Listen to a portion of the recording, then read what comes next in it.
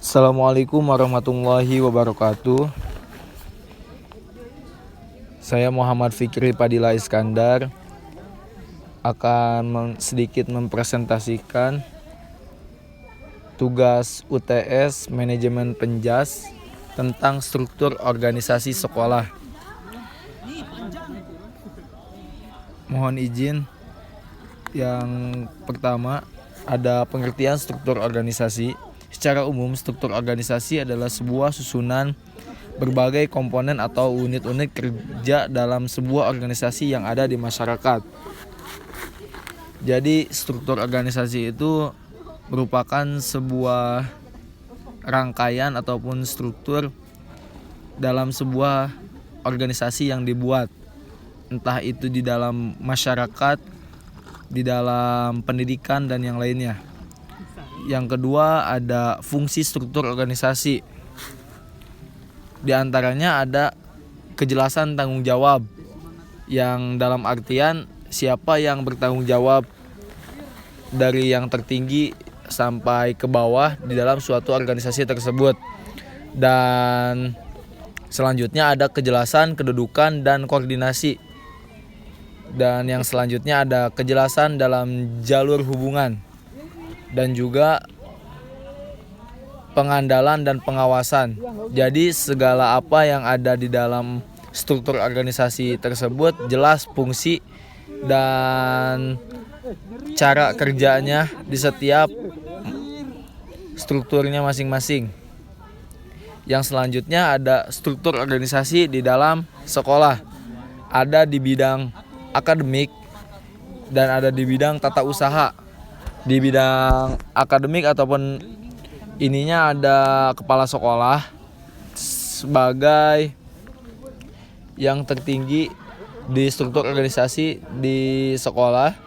Terus juga ada yang di bawah kepala sekolah itu ada wakil kepala sekolah ataupun biasa disebut wakasek, dan ada di bawah wakasek itu ada bidang yang membawahi, diantaranya ada bidang kurikulum, bidang kesiswaan, dan bidang koordinator ataupun BK. Dan di sisi lain, di dalam tata usaha ada kepala tata usaha sebagai kepala, dan di bawahnya ada bagian sarana prasarana, dan di bawahnya lagi ada bagian humas, koordinator ICT, dan pendidikan. Pembagian kerja. Dalam pembagian kerja, kepala sekolah bertanggung jawab atas segala kegiatan yang ada di sekolah sebagai yang tertinggi di sekolah tersebut. Dan yang kedua berperan sebagai edukator, manajemen, ataupun inovator. Dan yang kedua ada wakil kepala sekolah. Tentu wakil kepala sekolah bertugas untuk membantu tugas kepala sekolah dalam urusan kurikulum, kesiswaan, sarana dan prasarana, serta humas. Dan yang selanjutnya ada kepala tata usaha, berkaitan dengan proses administrasi ataupun keuangan di dalam sekolah tersebut. Dan fungsi lainnya adalah membuat program kerja. Fungsi lainnya juga membuat laporan keuangan ataupun masukan keuangan sekolah. Yang selanjutnya ada pembagian kerja di bidang kurikulum. Kurikulum bekerja ataupun berperan sebagai penyusun pembagian tugas para guru dan juga mengelola semua kegiatan pembelajaran dan juga menyusun jadwal. Dan yang selanjutnya ada kesiswaan. Bidang yang langsung berhubungan dengan siswa yang ada di sekolah tersebut. Di antara lain tugasnya adalah menjadi pembina OSIS sehingga memberikan pengarahan dan bimbingan terhadap kegiatan OSIS sekolah. Yang kedua memberikan penilaian terhadap siswa yang dianggap layak untuk mewakili untuk kegiatan-kegiatan di luar sekolah.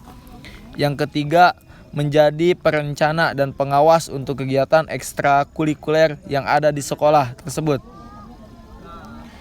Yang selanjutnya ada pembagian kerja. Dalam pembagian kerja ada di sarana prasarana itu diantara lainnya adalah mencatat semua alat ataupun barang yang masuk. mencatat alat laboratorium yang telah masuk, mencatat alat peraga olahraga, pengadaan sarana dan prasarana, dan menyusun aturan anggaran sekolah. Yang selanjutnya ada humas. Interaksi hubungan dan kerjasama dengan masyarakat, di mana humas sendiri juga memiliki fungsi untuk mempertahankan reputasi dan citra sekolah dengan cara menjalin komunikasi yang baik. Dalam artian humas menjadi peran yang sangat penting untuk menghubungkan antara sekolah dan yang lainnya, baik itu ke masyarakat ataupun ke sekolah lain dan sebagainya.